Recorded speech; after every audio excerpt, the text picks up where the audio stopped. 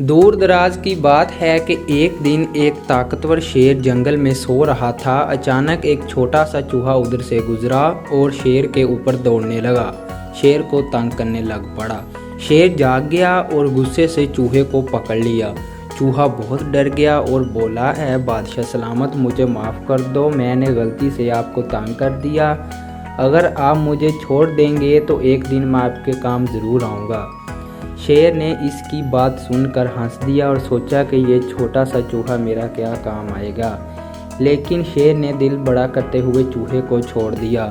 कुछ दिनों बाद शेर शिकारियों के जाल में फंस गया और वो ज़ोर ज़ोर से दौड़ने लगा। शेर कुछ ना कर सका क्योंकि शिकारियों के पास बड़ी बड़ी बंदूकें थी। चूहे ने शेर की आवाज़ सुनी और फ़ौरन इसके पास पहुंचा। इसने अपने तेज़ दांतों से जाल काटना शुरू कर दिया।